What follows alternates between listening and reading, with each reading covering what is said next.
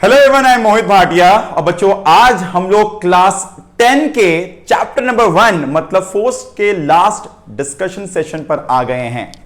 बच्चों, इसके पहले 3 लेक्चर्स आ चुकी है फोर्स की, जहां पे पहले लेक्चर में हम लोगों ने concept of force, moment of force, static equilibrium, dynamic equilibrium पर बातें की थी। सेकेंड सेशन में हम लोगों ने कॉन्सेप्ट ऑफ फोर्स पर बेस्ड न्यूमेरिकल सॉल्व किया था, लगभग 10-12 न्यूमेरिकल सॉल्व किए थे। थर्ड वाले सेशन में हम लोगों ने सेंटर ऑफ ग्रेविटी और यूनिफॉर्म सर्कुलर मोशन में बातें की थी। सेंटर ऑफ ग्रेविटी और यूनिफॉर्म सर्कुलर मोशन में कोई न्यूमेरिकल नहीं है, सिर्फ थ्योरी हम लोग के सिलेबस में इंक्लूडेड है। बच्चों, ये सेशन में हम लोग लास्ट 10 इयर्स में आए हुए सारे क्वेश्चन सॉल्व करने वाले हैं। We are going to solve all the questions of last 10 years, right. 10 years में जो क्वेश्चंस आए हैं वो हमें ये बताएंगे भाई कि कौन कौन से टॉपिक पर हम लोग को ज्यादा एम्फेसाइज करना है। तो मैं रिक्वेस्ट करता हूं भाई, सारे बच्चे किताब खोल लें, कंसाइस किताब या जो भी किताब अपने पास फॉलो करते हो उसे खोल लो, और क्वेश्चन सॉल्व करते वक्त, कॉन्सेप्ट पढ़ते वक्त, कॉन्सेप्ट सॉल्व करते वक्त जो कॉन्सेप्ट ज्यादा बार रिपीट हो रहे हैं उन्हें अपने किताब में हाईलाइट करते हुए चले, ताकि एक बार तो मैंने वो तीनों लेक्चर देख ली, मुझे पूरे चैप्टर का एक आइडिया हो गया, राइट। उसके बाद अगर हम लोग ये सेशन कंप्लीट कर लेते हैं तो जो जो चीजें इंपॉर्टेंट है या जिन पर ज्यादा ध्यान देना है ना, जिनका चांसेस ज्यादा बनता है एग्जाम में आने का, उन्हें एक बार और कवर करते हुए अपने इस चैप्टर नंबर 1 को एंड करेंगे। ठीक है भाई, तो भाई let's start with a discussion on chapter number 1 force. And I expect सारे बच्चे किताब और कॉपी खोलकर बैठ गए हो भाई, कॉपी पेन लेकर रेडी हो जाते हैं। And let's start with the discussion on PYQ solving और last 10 year solving of chapter number 1 force, right. तो भाई ये पहला क्वेश्चन जो बोर्ड पर है, ये आईसीएसई 2019 में आया हुआ क्वेश्चन है, थोड़ा कट रहा है वहां पर, इट्स 2019 क्वेश्चन। ठीक है, क्वेश्चन क्या है? A uniform meter scale is in equilibrium as shown in diagram। एक यूनिफॉर्म मीटर स्केल है, ये 100 सेंटीमीटर का, मतलब 1 मीटर लंबा। यहां पर यहां से यहां तक ये 30 सेंटीमीटर है और यहां से यहां ये 100 सेंटीमीटर है। ठीक है, मुझे इतना जरूर पता है कि मैंने लेक्चर नंबर 2 में भी सॉल्विंग किया था ऐसा क्वेश्चन। ठीक है, लेक्चर नंबर 2 एक बार देख सकते हो इसके कॉन्सेप्ट को समझने के लिए। लेक्चर नंबर 2 में मैंने ऐसे कॉन्सेप्ट पर प्रॉब्लम सॉल्विंग की है। मैं एक्सपेक्ट करता हूं हम लोग सब ये समझे कि हर स्केल का, हर बॉडी का एक वजन तो होता है, एक वेट होता है जो उसके सेंटर ऑफ ग्रेविटी से पास करती है। एक स्केल का, एक रॉड का, एक लीनियर बॉडी का वेट उसके सेंटर ऑफ ग्रेविटी या फिर मिड पॉइंट से पास करता है, अगर वो यूनिफॉर्म है। लिखा हुआ है क्वेश्चन में यूनिफॉर्म मीटर रूल स्केल, मतलब ठीक 50 सेंटीमीटर से बच्चों, ठीक 50 सेंटीमीटर से मेरा ये वेट पास करेगा।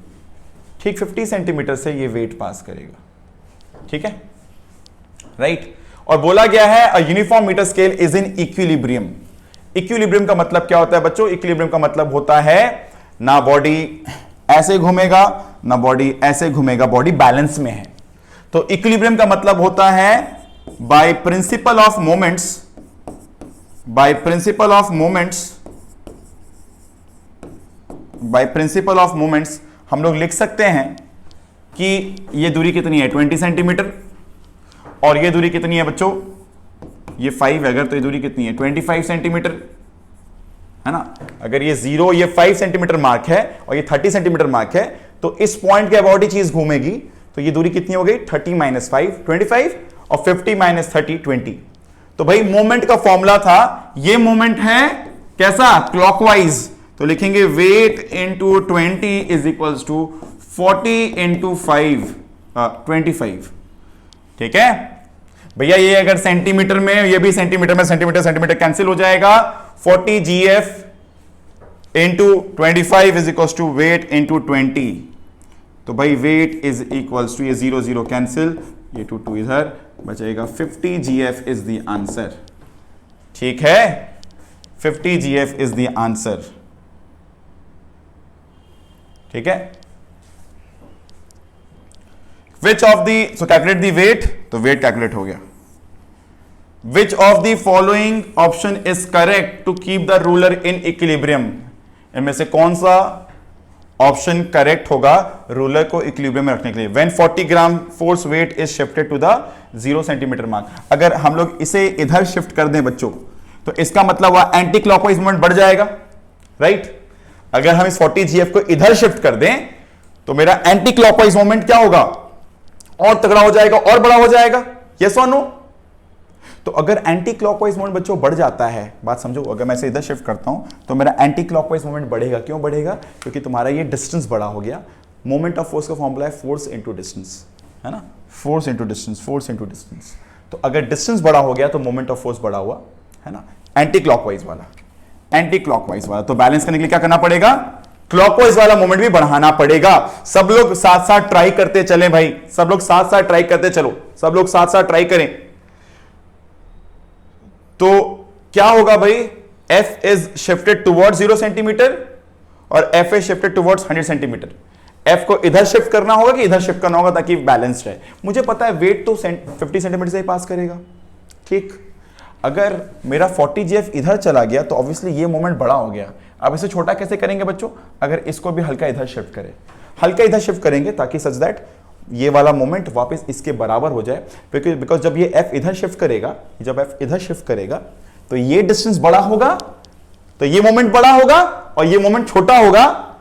सर्टेनली एक पॉइंट आएगा, एक टाइम आएगा जब दोनों मोमेंट वापस बराबर हो जाएंगे। Both the moments will be equal after while. Yes और नो? यस और नो? मैं रिपीट करता हूं। The moment I shift this 40 GF this side, the moment I shift this 40 GF this side, so obviously this moment will increase and will be unbalanced. पहले ये balance था, अगर 40 GF इधर shift करता है तो it will dominate now. ये ज्यादा हो जाएगा, ये बड़ा हो जाएगा। Now in order to balance, we have to shift this F towards this way. Why? So that the distance again decreases, so that the anti-clockwise moment now is again balanced by the clockwise moment. So the question is, which of the following option is correct to keep the ruler in equilibrium when 40 GF is shifted towards 0 mark? So F should be also shifted towards 0 mark. F to be shifted along 0 mark. This is the right answer. Right? So that's like question number 1. Great. A half meter rod is pivoted at the center with the two weights of 20 GF and 12 GF. तो भाई 20 GF इधर है, 12 GF इधर है। जो बच्चों का chapter समझा हुआ है इसे रिविजनल क्लास की तरह भी ले सकते हो भाई, है ना। समझा हुआ होगा तो रिविजनल क्लास की तरह से ले लो, क्योंकि इंपॉर्टेंट लास्ट 10 ईयर्स तो करना ही है। हर चैप्टर के लास्ट 10 ईयर्स करने जरूरी होते हैं भाई, है ना, क्योंकि लास्ट 10 ईयर्स से क्वेश्चन ज्यादातर रिपीट होते हैं। तो आईसीएसई 2018 का क्वेश्चन है ये, और क्वेश्चन क्या है? हाफ मीटर मतलब 50 centimeter long rod, pivoted at the center मतलब समझ रहा है, ये 25 सेंटीमीटर मार्क होगा, with two weights at 20 GF and 12 GF। तो एक 20 GF पर एक 12 GF पर, ये दूरी दिख रही है 6 and 10 है, right, from the pivot respectively as shown below. Which of the two forces acting on the rigid rod causes the clockwise moment? अब ना जब ये चीजें समझ में ना आए, तो तुम अगर एक यहां पे रॉड रखते हो और यहां से एक फोर्स दे रहे हो तो चीजें इस तरह घूमती है, राइट। अगर तुम फोर्स ऐसे दोगे तो चीजें इस तरह घूमेगी, फोर्स अगर इस तरह दोगे तो चीजें इस तरह घूमेगी। रिपीट करता हूं मैं, इमेजिन करो सीसॉ को, जैसे झूला झूलते हो ना भाई, सीसॉ को इमेजिन करो। सीसॉ में क्या होता है, तुम इस तरफ बैठते हो तो झूला इस तरह हो जाता है, राइट। तुम इस तरफ बैठोगे तो झूला इस तरफ ऐसा हो जाएगा। सीसॉ को इमेजिन करो। तो भाई ये वाला जो है 12 GF, ये वाला जो 12 GF है ये इसे ऐसे घुमाना चाह रहा है और 20 GF इसे ऐसे घुमाना चाह रहा है। यस और नो? ये है क्लॉकवाइज, ये है एंटी क्लॉकवाइज, ये है क्लॉकवाइज मोमेंट और ये है एंटी क्लॉकवाइज मोमेंट। तो एक बार चेक करते हैं क्लॉकवाइज मोमेंट कितना है। आई होप, मैं सोच रहा हूं सब बच्चों को मोमेंट का मतलब पता है। मोमेंट मतलब टर्निंग फोर्स और टॉर्क। फॉर्मूला क्या है इसका हम लोग के लेवल पर? Force into perpendicular distance. तो ये 12 और ये दूरी कैसी है 10, तो आंसर आएगा 12 इंटू 10 GF सेंटीमीटर, है ना भाई। दोनों यूनिट साथ साथ रख दिए, GF सेंटीमीटर, ध्यान रखना। फोर्स इंटू डिस्टेंस फॉर्मूला है, फोर्स GF में है, ये सेंटीमीटर। GF क्या होती है भाई? Gravitational unit of force. KGF भी gravitational unit of force. 12 GF का मतलब क्या है? कोई 12 ग्राम का मास है, उस पर ग्रेविटी एक्ट कर रही है, तो जो फोर्स डेवलप हुआ उसे हम लोग 12 GF लिख सकते हैं, ठीक है। GF हुआ, KGF हुआ बच्चों, ये सब क्या है? ये सब ग्रेविटेशनल यूनिट ऑफ फोर्स है, राइट। कंफर्टेबल ना? बढ़िया। सिमिलरली ये कितना हो गया? 120 GF सेंटीमीटर। मैंने अगर पीछे वाले क्वेश्चन में यूनिट नहीं लिखा तो मैं यूनिट लिख दूंगा। हाँ, मैंने यूनिट लिखा है, मुझे चेक करना था मैंने ये लास्ट वाले क्वेश्चन में यूनिट लिखा है कि नहीं लिखा है, तो लिखा हुआ है, ठीक है। Anti clockwise moment,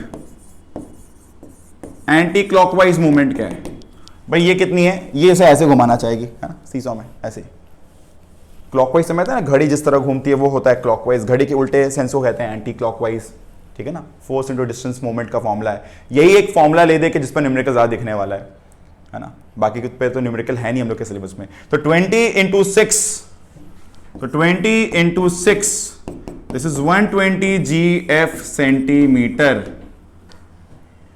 20 into 6 and 12 into 10 दोनों ही 120 GF सेंटीमीटर दे रहा है, इसका मतलब दोनों बैलेंस करने वाला है। तो which of the to force acting on the rigid rod causes clockwise, 12 GF वाला, दिस इज क्लॉकवाइज, है ना, 12 GF लिख देना भाई, आंसर में लिख देना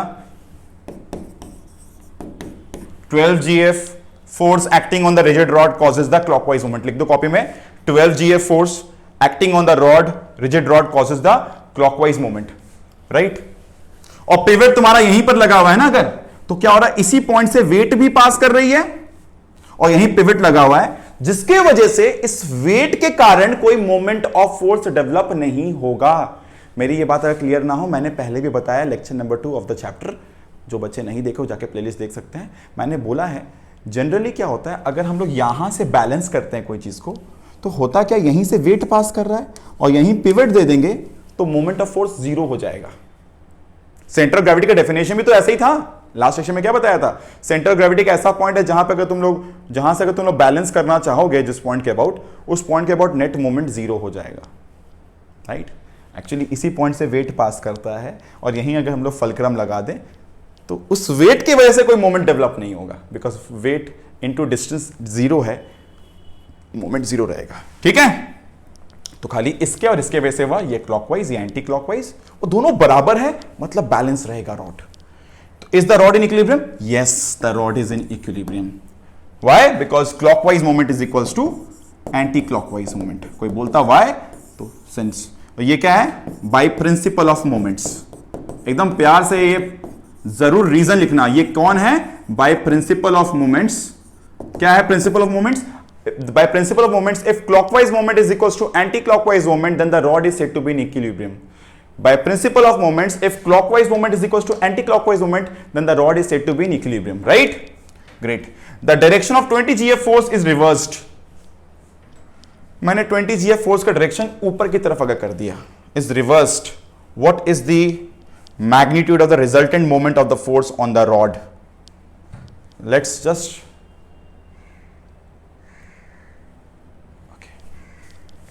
this 20 GF is reversed, ऊपर की तरफ।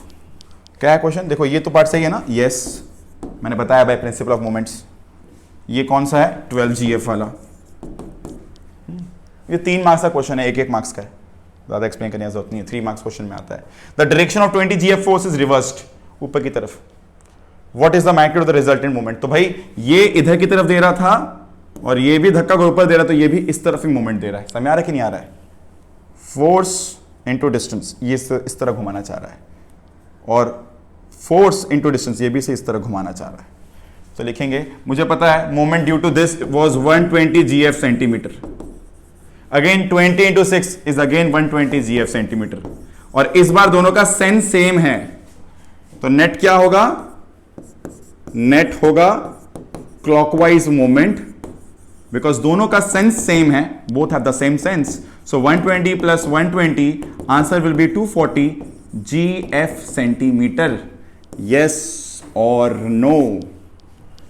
120 GF centimeter, 120 GF centimeter. Net will be 240 GF centimeter clockwise. Net moment will be 240 GF centimeter clockwise. Clockwise. मैंने पहले यहां पे भी लिख दिया, मैं फिर से लिख दे रहा हूं। तो क्वेश्चन नंबर 3 का answer, I hope all the 3 are understood by all. समझ आया भाई सबको, ठीक है ना। नेक्स्ट क्वेश्चन आईसीएसई 2017 का है, पीछे जा रहे हैं, 2019 में एक क्वेश्चन आया, 18 में एक आया, 2017 में, ठीक है। A uniform half metre rule balances horizontally on a knife edge at 29 centimeter mark when a weight of 20 GF is suspended from one end. तो ऐसा क्वेश्चन हमारे पास किताब में भी है, कंसाइज के जो बैक क्वेश्चंस है ना मोमेंट ऑफ फोर्स के, वहां पर भी ऐसा ही क्वेश्चन था एग्जैक्टली। देख लो, मैंने मेन क्लास में भी सॉल्व किया था इस पर, लेक्चर नंबर 2 पर। और uniform half metre rule, half metre rule मतलब 50 सेंटीमीटर लॉन्ग, ठीक है, on a knife edge at 29 centimeter. Marking करते करते करते 29 सेंटीमीटर कहीं यहां पे दिखती है, दिस इज 29 सेंटीमीटर, ठीक है। तो ऑब्वियसली वेट कहां से पास करेगी भाई, wait will pass from the mid point, what is this mark 25, ठीक है ना। थोड़ा सा बैलेंस अच्छा नहीं बना है, मुझे 29 को तो 100 इधर बनाना चाहिए था, थोड़ा सा और इधर बनाना चाहिए था ना, ये हाफ है तो हाफ से 25 से थोड़ा इधर होना चाहिए था, मतलब मार्किंग करो 1 2 3 25 26 27 28 29 50 इधर। तो भाई what this weight is doing, ये वेट इस तरह घुमाना चाहेगा। तुम इमेजिन करो एक सीसॉ पे बैठ गए हो, जो झूला होता है सीसॉ पे बैठे हो, तुम अगर इधर वेट रख दोगे तो ये चीज ऐसे हो जाएगी। अब इक्विलिब्रियम में कब आएगा, जब इधर वेट दोगे। तो क्वेश्चन है when a weight of 20 gf is suspended from one end, 20 gf कहीं दूसरे एंड पर है, and again the question is 20 gf किस एंड पर होना चाहिए था, इस एंड पर कि इस एंड पर। ऑब्वियसली इस एंड पर होना चाहिए था। क्यों होना चाहिए था, मुझे पता है, क्योंकि ये क्या कर रहा है, बोलो बोलो, ये क्या कर रहा है, this is giving you anti clockwise moment, and if the rod is in equilibrium we need somebody to give us a clockwise moment. Yes or no? If this gives anti-clockwise moment, this should give clockwise moment. Yes or no? So what is it? Weight into 4. Weight into 4 is 20 into 21. Why 21? This gap is 21 centimetre. तुम्हारे दिमाग में question होगा 20 GF sir इधर लगाना है कि इस and पर लगाना है, बिकॉज दो एंड है भाई। ऑलरेडी 29 के इस तरफ 25 है जहां से वेट पास कर रहा है, which is giving us anti clockwise movement already. I need somebody to give us clockwise movement now to balance it. तो ऑब्वियसली मैं अगर इस तरफ लगाता तो एक और वेट, एक और मोमेंट उसी तरफ देता, वो बैलेंस होता नहीं, इसलिए इस तरफ लगाना पड़ा। क्लियर है ना भैया, 20 GF इधर लगाते तो इस तरह ही घुमाता ना, नहीं समझ रहे हो, आ रही ना बात। 20 GF इधर लगाना पड़ेगा तो जाके ये बैलेंस होगा। तो weight into 4 is 20 into 21, 4 4 cancels, 425, तो weight is equals to 105 GF। Why GF, why GF, कैसे GF भाई, 4 भी सेंटीमीटर में है, 21 भी centimetre, centimetre centimetre cancel, 20 GF है तो वेट भी GF में आएगा 105 GF। तो draw the diagram on the arrangement, ये रहा डायग्राम, क्वेश्चन पार्ट ए पहले diagram. What is the weight of the half metre rule, question part B weight. So again it's maybe it's 3 marks, कितना marks question है पता नहीं, लगभग 3 marks का ही होना चाहिए, 1 मार्क्स और 2 मार्क्स टाइप, राइट। तो आईसीसी 2017, राइट। नेक्स्ट, थोड़ा यहां पर ना डायग्राम थोड़ा ये कट रहा है, ये क्वेश्चन कट रहा है, ध्यान देना। लिखा है a stone of mass m, it's a question of 2016, right. 2016 में आया क्वेश्चन है। m is rotated in a circular path with a uniform speed by tying a strong string with the help of your hand. Answer the following question. तुम एक stone को एक रस्सी से बांधकर सर्कुलर मोशन में इस तरह घुमा रहे हो, तड़ तड़ तड़, या इस तरह घुमा रहे हो, राइट। तो फर्स्ट थिंग फर्स्ट, हाँ फर्स्ट थिंग फर्स्ट, जब कभी कोई बॉडी सर्कुलर मोशन करती है, मैंने बताया था क्या क्या बातें। सबसे पहली बात, direction of the velocity is always along the tangent. अगर बॉल इधर है तो इस तरफ डायरेक्शन ऑफ वेलोसिटी है, जब बॉल इधर है तो इस तरफ डायरेक्शन ऑफ वेलोसिटी है, अगर बॉल इधर है तो इस तरफ डायरेक्शन ऑफ वेलोसिटी है, अगर बॉल इधर तो डायरेक्शन ऑफ वेलोसिटी इस तरफ है, अगर बॉल इधर डायरेक्शन ऑफ वेलोसिटी इस तरफ है। तो डायरेक्शन ऑफ वेलोसिटी का direction is always tangential, direction of velocity is always tangential, point number 1। तो मतलब डायरेक्शन ऑफ वेलोसिटी हर समय चेंज हो रही है, मतलब वेलोसिटी चेंज हो रही है, स्पीड चेंज नहीं हो रहा। यूनिफॉर्म सर्कुलर मोशन की जब बात करते हैं, जो हम लोग के सिलेबस में वो है uniform circular motion. Uniform circular motion का मतलब स्पीड सेम है, वेलोसिटी सेम नहीं है, बिकॉज जो डायरेक्शन होता है ना सर्कुलर मोशन में ये पार्टिकल्स का, इसका टेंडेंसी हमेशा टेंजेंशियली मूव करने का होता है। It always is a tendency to move tangentially. मतलब अगर इमेजिन करो कि ये अर्थ है, ये सन है, और यहां पे अर्थ अगर रिवॉल्व कर रही है, और ऑब्वियसली जानते हो एलिप्टिकल पाथ होता है, but let's say approximately circular path है। द मोमेंट ग्रेविटेशनल फोर्स यहां से हट जाए, अर्थ विल गो टेंजेंशियली। जैसे रस्सी में पार्टिकल घुमा रहे हो, तुमने जैसे रस्सी काटा, पता है पार्टिकल कहां जाएगा? Particle should have a tendency to go tangentially. जिस मोमेंट पे कटा उस मोमेंट जो टेंजेंट का डायरेक्शन होगा वो उस तरफ जाना चाहेगा। तो कौन है जो सर्कुलर मोशन कंटिन्यू करवाता है? There is a compulsory force, मैंने बताया था एक फोर्स चाहिए सेंटर की तरफ। इस फोर्स का नाम है बच्चों सेंट्रीपिटल फोर्स। ये फोर्स हमेशा सेंटर की तरफ काम करता है, हमेशा सेंटर की तरफ, हमेशा सेंटर की तरफ। जब कभी कोई बॉडी सर्कुलर मोशन कर रही होती है, कोई ना कोई माध्यम से, कोई ना कोई मीन से, कोई ना कोई एजेंट से हमें ये सेंट्रीपिटल फोर्स मिलता है। जैसे अगर रस्सी के केस में तो टेंशन दे रहा है, अर्थ अगर घूम रही है तो वहां पे ग्रेविटेशनल फोर्स सेंट्रीपिटल फोर्स दे रहा होता है। I need some agent by which we get a force towards the center। मेरे को चाहिए कोई ना कोई एजेंट, कोई ना कोई तरीका जिससे हमेशा सेंटर की तरफ एक फोर्स लगता रहे, और इसी को हम लोग कहते हैं सेंट्रीपिटल फोर्स, राइट? जैसे यहां पर रस्सी का खिंचाव जो है, tension is giving the centripetal force. When the earth is revolving around the sun, वहां पे कौन देता है? वहां पे ग्रेविटेशनल फोर्स। जब इलेक्ट्रॉन घूम रहे हैं एटम के अराउंड, वो भी लगभग सर्कुलर पाथ है, लगभग वहां पे और भी बातें होती हैं कि भाई इलेक्ट्रॉन क्लाउड होता है वगैरह वगैरह, बट अगर वो सर्कुलर पाथ फॉलो कर रही है, वहां पे कौन दे रहा है? वहां पे इलेक्ट्रोस्टैटिक फोर्सेस जो होती है ना, चार्जेस के बीच में काम करती है, वो काम कर रहा है, तो इसके से वो घूम रही होती है, एंड सो ऑन। ठीक है, एंड सो ऑन। हर जगह जहां भी सर्कुलर पाथ हो रहा है, जहां भी वेलोसिटी का डायरेक्शन चेंज होता है, वहां जरूर फोर्स काम करेगा। भाई न्यूटन का फर्स्ट लॉ ही तो यही है, every body continues to be in a state of rest और of uniform motion in a particular direction unless otherwise acted upon by any external force। भैया वेलोसिटी नहीं बदलेगी अगर कोई फोर्स काम ना करे, डायरेक्शन बदला ना, कोई फोर्स काम कर रही है, ध्यान रखना ये बात। तो यहां पर भी यही बात है, is the stone moving with a uniform और वेरिएबल स्पीड। अब यूनिफॉर्म है या वेरिएबल स्पीड? भैया a stone of mass m is in circular path with uniform speed, uniform speed बोल दिया गया है, तो ऑब्वियसली यूनिफॉर्म स्पीड से ही घूम रही है। वेलोसिटी वेरिएबल है, स्पीड वेरिएबल नहीं है। यूनिफॉर्म सर्कुलर मोशन का मतलब ही होता है, तुम्हारे लेवल पे नॉन यूनिफॉर्म सर्कुलर मोशन नहीं है, यूनिफॉर्म सर्कुलर मोशन है। जैसे एक पंखा घूम रहा है, पंखा घूम रहा है, पंखा घूम रहा है, पंखा जब स्पीड चेंज ना करे, जब पंखा लगातार घूमे जा रहा है, हम लोग कहते हैं वहां पे पंखा यूनिफॉर्म सर्कुलर मोशन कर रहा है। तुम जब पंखा स्विच ऑन करते हो तब फैन का स्पीड स्टार्टिंग में कम था, फिर बढ़ रहा है, वो नॉन यूनिफॉर्म सर्कुलर मोशन है। तुम स्विच ऑफ करते हो, पंखा का स्पीड कम रहा है, वो स्पीड बदल रहा है, वापस वो नॉन यूनिफॉर्म सर्कुलर मोशन है।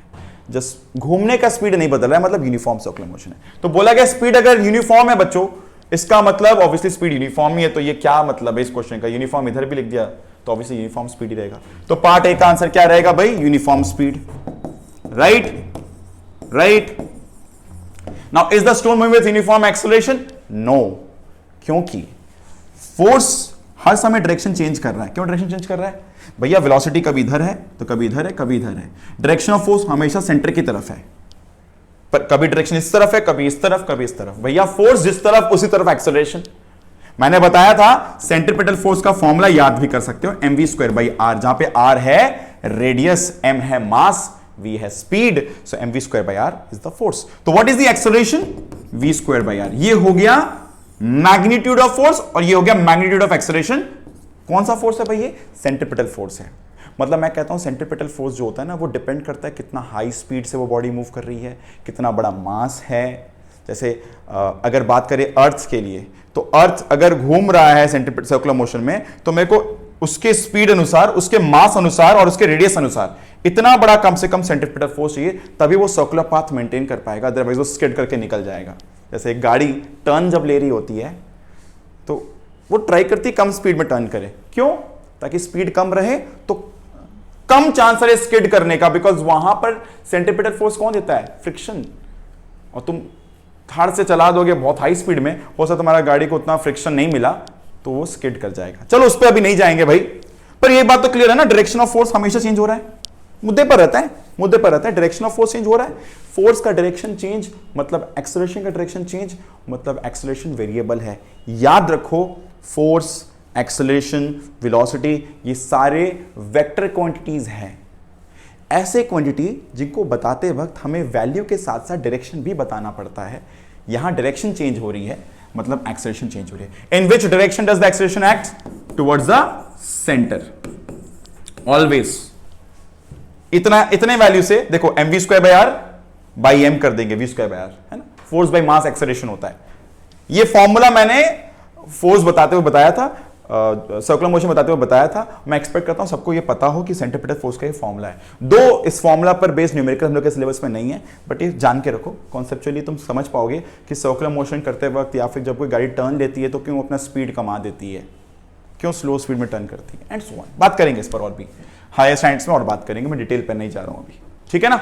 तो पहले वाले का आंसर यूनिफॉर्म स्पीड, दूसरे वाले का answer is the stone moving with uniform acceleration? No, it is moving with non uniform acceleration, क्योंकि डायरेक्शन चेंज हो रही है। एक्सेलरेशन में स्पीड मतलब वैल्यू और डायरेक्शन दोनों मैटर करती है, मैग्नीट्यूड और डायरेक्शन दोनों मैटर करती है। तो एक्सेलरेशन का मैग्नीट्यूड तो यही रहा क्योंकि यूनिफॉर्म है, v और r दोनों नहीं बदलेगा, बट डायरेक्शन डायरेक्शन डायरेक्शन हमेशा चेंज हो रहा है। Let's go back to ICC 2015, एक साल और पीछे आ गए। A nut is open by a wrench of length 20 centimetre, है ना, रेंच ऐसा कुछ, ये 20 सेंटीमीटर की है बच्चों, है ना, ऐसे स्क्रू खोलने में काम में आता है। If the least force required is 2 Newton, अगर ये 2 न्यूटन का फोर्स देना पड़ रहा है, लीस्ट फोर्स क्यों बोलना पड़ रहा है, क्यों बोला जा रहा है भैया? लीस्ट मतलब तुम ऑब्वियसली मैक्सिमम दूरी से लगा रहे होगे, क्योंकि अल्टीमेटली तुम्हें इसे घुमाना होता है ना। बोला जा रहा है अगर तुम 2 न्यूटन और अंदर लगाते ना तो ये घूमता नहीं। मुझे पता है ना मोमेंट ऑफ फोर्स मैक्सिमम कब होगा? जब डिस्टेंस मैक्सिमम होगा। मोमेंट ऑफ फोर्स का फॉर्मूला क्या है? Force into distance. अगर रेंज का लेंथ है 20 सेंटीमीटर और तुमने बोला नहीं अंदर से पकड़ के घुमाते हैं, तो शायद 2 न्यूटन के फोर्स से काम नहीं बनेगा, बड़ा फोर्स देना पड़ेगा। पर वही बोला जा रहा है कि अगर तुम्हारी दूरी अगर मैक्सिमम है तो तुम्हें 2 न्यूटन के फोर्स तुम्हारा काम बन जाएगा। मतलब force into distance is the moment of force. मैं इसको इस सिंबल से डिनोट करता हूं, इसको मैं कहता हूं टॉर्क, और या बच्चों मैं इसी को कहता हूं मोमेंट ऑफ फोर्स। इसी को मैं कहता हूं मोमेंट ऑफ फोर्स। ठीक है, कितना हो गया? 0.4 न्यूटन मीटर। मैंने क्या किया? 20 सेंटीमीटर को लिख दिया 0.2 मीटर, तो मैं लिखा फोर्स इंटू डिस्टेंस। फोर्स है 2 into 0.2 newton metre, right. Find the moment of force needed to loosen the nut. It is 0.4 newton metre. ठीक है, फोर्स इंटू डिस्टेंस। अगर ये न्यूटन में है तो मैंने इसे मीटर में कन्वर्ट किया, ऐसा ही दोनों सही में रहेगा। ठीक है ना। ओके, नेक्स्ट क्वेश्चन 2014, पीछे एक और साल आ गए भाई। 2 forces each of 5 Newton act vertically upward and downward। देख के लग रहा है ये कौन से फोर्स है बच्चों? इसको हम लोग कपल फोर्स भी कहते हैं। पहले कपल पर क्वेश्चंस काफी आते भी थे। ठीक है, इसे कपल कहते हैं। शायद नए वाले सिलेबस में कपल पर इतना बातें नहीं है, हटा दिया गया, बट फिर भी हम लोग जानकारी ले लेते हैं। On the 2 ends of a uniform metre rule, तो भैया ये पूरा 1 मीटर लंबा रॉड है, जहां यहां से यहां 50 सेंटीमीटर, तो यहां से यहां भी 50 centimetre. This length is 50 centimetre, whereas this length is also 50 centimeter, right? Determine the magnitude of the resultant moment of these forces about the midpoint। तो भाई मिड पॉइंट के अबाउट इनके वजह से कितना मोमेंट डेवलप होगा। देखो भाई, ये इस तरह घुमाना चाहेगी which is anti clockwise direction, और दिख रहा है ये अगर ऐसे धक्का दे रहा है तो ये भी इस तरह घुमाना चाहेगी एंटी क्लॉकवाइज डायरेक्शन, राइट। तो हम लोग लिख सकते हैं 5 इंटू 50 सेंटीमीटर का मीटर इज 0.5 मीटर, तो 50 into 0.5 plus 5 into 0.5 plus 5 into 0.5, ये होगा नेट टॉर्क या नेट मोमेंट ऑफ फोर्स। इसी को लिखते हैं moment, net moment of force.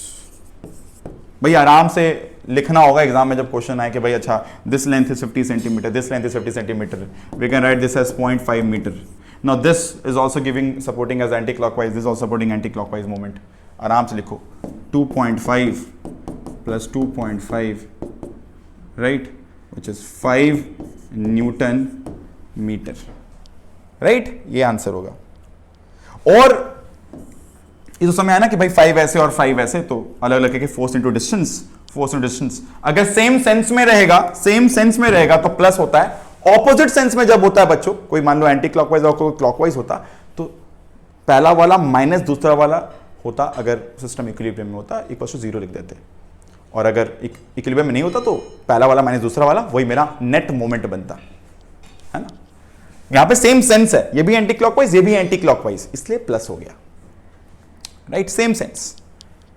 बहुत लोग एक फॉर्मूला यूज करते हैं, वो फॉर्मूला है कि जब दो फोर्स, जैसे गाड़ी के स्टीयरिंग में यूज करते हैं, दो फोर्स है ना, एक फोर्स नीचे एक फोर्स ऊपर है ना, तो दोनों सपोर्टिव सेंस में हेल्प कर रहे हैं, मतलब ये भी अगर इस तरह हेल्प कर रहा है, ये भी इस तरह ही हेल्प कर रहा है। हम लोग ऐसे फोर्स को कहते हैं कपल, जब दोनों फोर्स की वैल्यू इक्वल हो,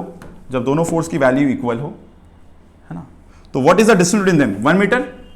फॉर्मूला है कपल फोर्स का, कोई भी एक फोर्स को लो इनटू बीच का डिस्टेंस कितना है, 1 मीटर।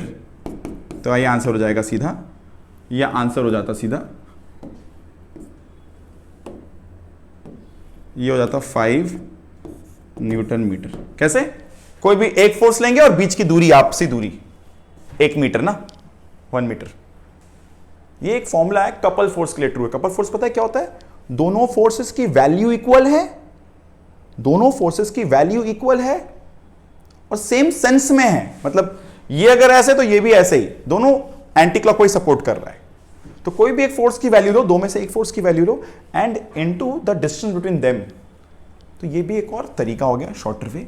और नहीं समझ में आता ये मत समझो, एलिमेंट्री मेथड याद रखो, इसके वजह से मोमेंट और उसके वजह से मोमेंट, क्योंकि सेम सेंस में था तो प्लस, राइट। नेक्स्ट क्वेश्चन 2012 भाई, a boy of mass 30 kg is sitting at a distance of 2 meter from the middle of a seesaw. Where should a boy of mass 40 kg sit so as to balance the seesaw? भैया एक सीसो है, समझ आ रहा है ना भाई, झूला, वो वाला झूला जो हम लोग पार्क में देखते हैं ज्यादातर, जिसका मैंने बहुत बड़ा एग्जांपल भी लिया है। A boy of mass 30 kg sitting at a distance of 2 meter from the middle. तो भाई मिडिल, एकदम मिडिल से 2 metre from the middle of a seesaw, यहां से 2 मीटर दूरी पर एक बच्चा है जो 30 केजी का बच्चा है, ठीक है। Where should a boy of mass 40 kg sit so as to balance the seesaw? Obviously ये इस तरह का मोमेंट दे रहा है, तो 40 kg मास ऑब्वियसली इस तरफ कहीं होगी। तुम 40 kg चाहो तो तुम्हें हमेशा फोर्स पे बात करना होता है, तुम इस 40 kg को 40 kg F बोल सकते हो अगर तुम्हें फोर्स के टर्म में बात करना है, वेट के टर्म में बात करना है, और मास के टर्म में बात करोगे तो केजी रहने दो। तो बताना है ये डिस्टेंस कितनी है, किधर ये बैठा होगा। मुझे पता है ये बैलेंस अगर रखना है तो ये वाली moment must be equals to ये वाली moment. If this is anti clockwise and that is clockwise and things are balanced, तो बाय प्रिंसिपल ऑफ मोमेंट्स लिखोगे, by principle of moments. I know ये सारे आसान सवाल है, जिन लोगों ने सेशन लेक्चर नंबर 2 किया है उनको लग रहा होगा भाई सर ये सब तो पता ही है, but for the sake of मतलब कंप्लीटनेस हम लोग सारी चीजें करते हुए जा रहे हैं। तो 30 into 2 is equals to 40 into x. समझ आ रहा है? मोमेंट ऑफ फोर्स का फॉर्मूला, फोर्स इंटू डिस्टेंस, और डिस्टेंस कहां से? जिस पॉइंट के अबाउट बातें चल रही है। तो भाई ये कितनी हो गई? 0 0 cancel, x is equals to 3 2 6, अच्छा पहले यहां पे कैंसिल कर लिया, 2 3/2, 3/2 मीटर्स मतलब 1.5 मीटर्स। तो 40 into 1.5 metres is 30 into 2 metres. Check कर सकते हो, 6 to 60 आ जाएगा। तो x is equal to 1.5 metre, that is the answer. Distance is 1.5 metres. ठीक है, ये रहा 2012 क्वेश्चन। वापस मोमेंट ऑफ फोर्स वाले कॉन्सेप्ट पर। नेक्स्ट क्वेश्चन भाई, a uniform metre scale can be balanced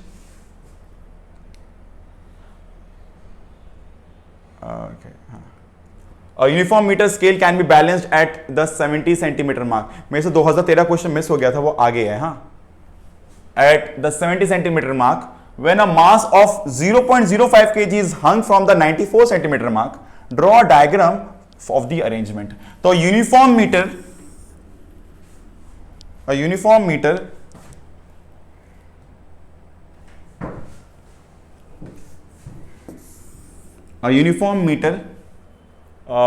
scale can be balanced at the 70 centimeter mark 70 centimetre mark पर ये बैलेंस हो रही है when a mass of 0.05 kg is hung from the 94 centimetre mark. By the way, uniform metre scale बोलने का मतलब यह था कि वेट कहां से पास कर रही है 50 सेंटीमीटर मार्क से.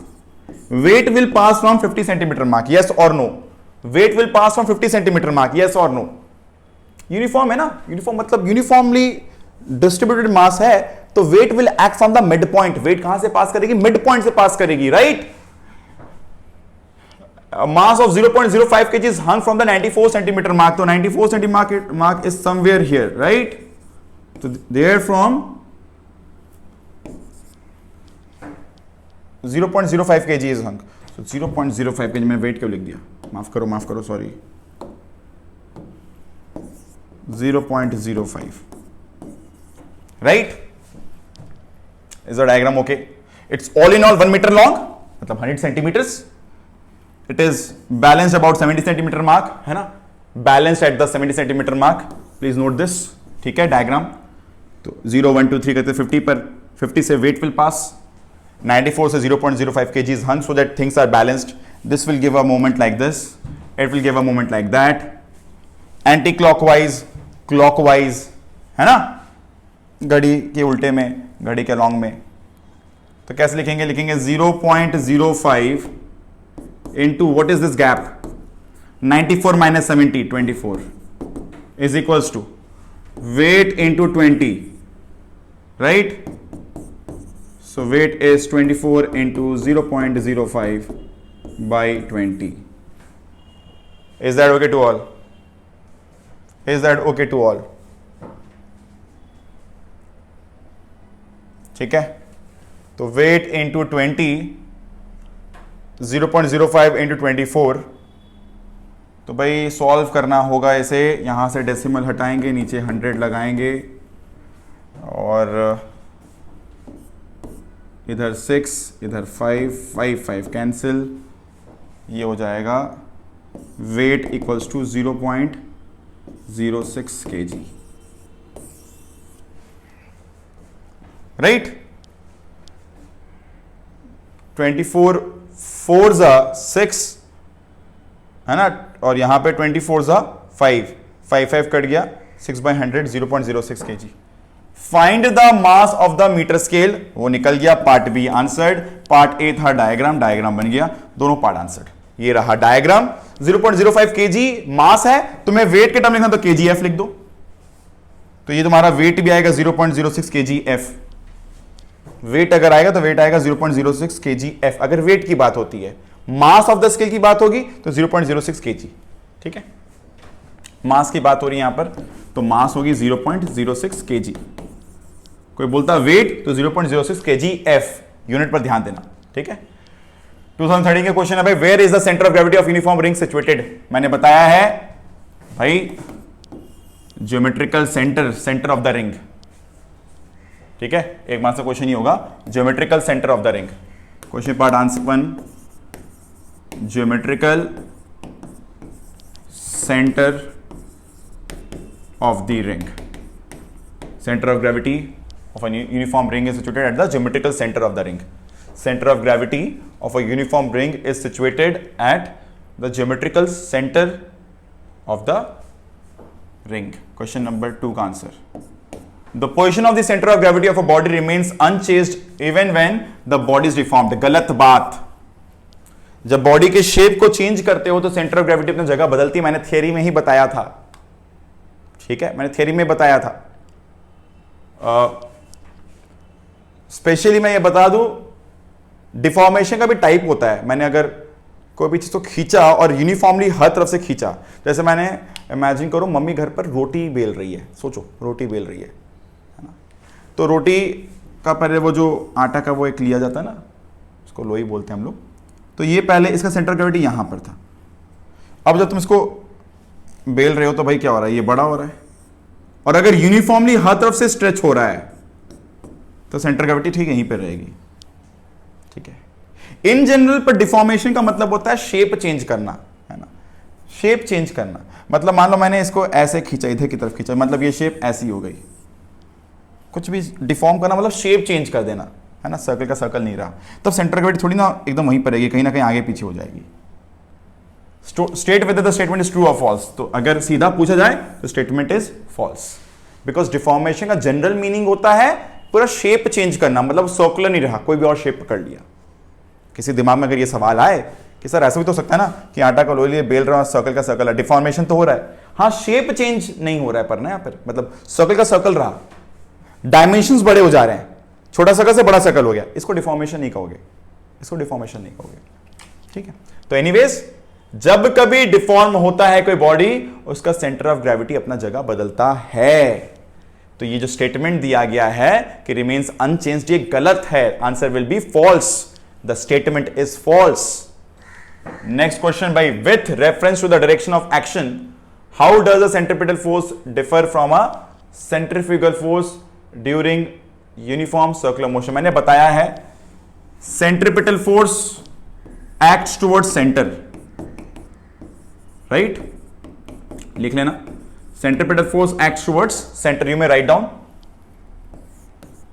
विथ रेफरेंस टू डायरेक्शन, है ना, सेंट्रीपिटल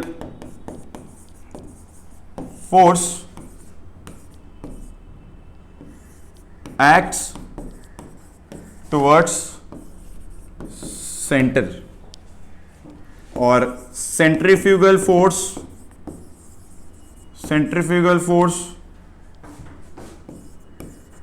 एक्ट्स ऑपोजिट, या फिर एक्ट्स रेडियली आउटवर्ड, एकदम ऑपोजिट डायरेक्शन में होता है।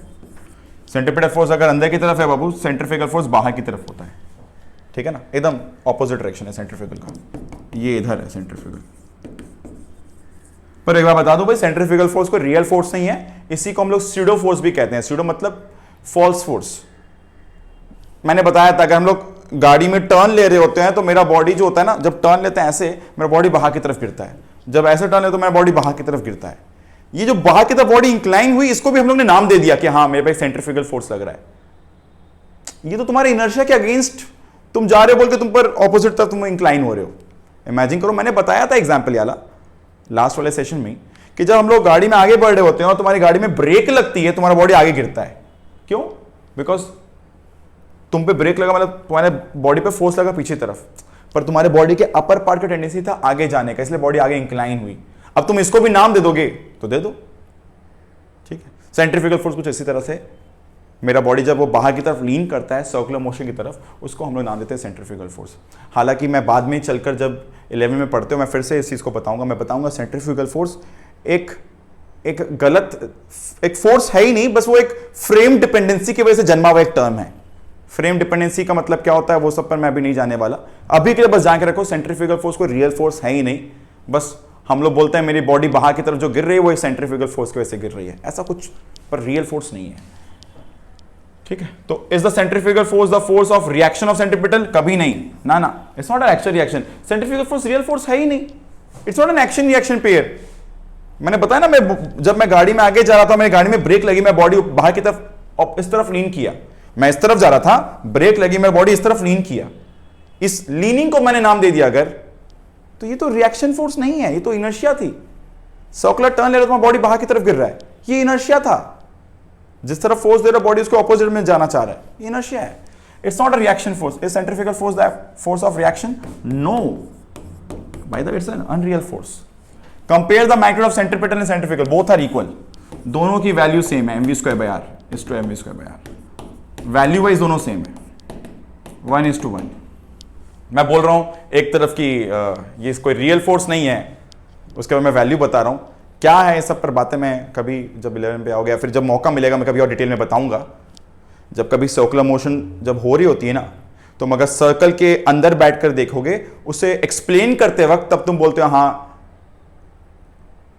क्योंकि जब तुम सर्कुलर मोशन ले रहे होते हो, तुम्हारे बगल में बैठा हुआ आदमी भी तुम्हारे संग है ना, और वो तुम्हारे लिए रेस्ट पर है, ठीक है।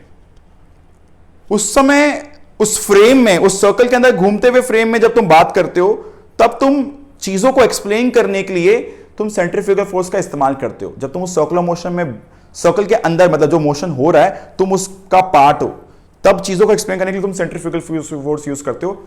मैं इस पर डिटेलिंग नहीं कर सकता अभी, मुझे पता है कि बहुत सारी बातें बतानी पड़ेगी, इसलिए मुझे इसके लिए माफ़ करना। अगर मैंने किसी को कंफ्यूज किया हो सेंट्रीफ्यूगल फोर्स को लेकर तो मुझे माफ़ करना। तुम्हारे लेवल पे तुम्हें इतना जानना है कि सेंट्रीफ्यूगल फोर्स कोई रियल फोर्स नहीं है। Number 1, centrifugal force acts outward, है ना, it is actually frame dependent बातें, it is not a real force. इसकी वैल्यू और सेंट्रीपिटल फोर्स की वैल्यू इक्वल है ना। It's not a reaction force of centripetal force and so on. बस इतनी बातें जान के रखनी और कुछ नहीं जानना है, ठीक है। कभी अगर किसी को बच्चे को जानना होगा, मैं सेंट्रीफ्यूगल फोर्स पे एक अलग से छोटी सी सेशन वीडियो रिकॉर्ड करके डाल दूंगा, सब लोग चाहते उसे देख सकते हैं, ठीक है। मैं एक छोटी सी वीडियो होगा, मौका जब मिलेगा मैं कुछ दिन में एक बना के सेंट्रीपिटल और सेंट्रीफ्यूगल पर एक इलस्ट्रेटिव वीडियो बना के डाल दूंगा, शायद तुम लोग फील कर पाओ फिर मैं, पर उसको अलग रखूंगा। अपने स्टैंडर्ड में उतना जानने का जरूरत नहीं है। I expect this far is okay to all. This is all about today's session. हम लोगों ने लगभग 2020 से लेकर 2011 तक के सारे क्वेश्चन सॉल्व किए। This is for it. I expect सारी चीज़ें सबको समझ में आई होगी भाई। आई एक्सपेक्ट सारी चीज़ें सबको समझ में आई होगी।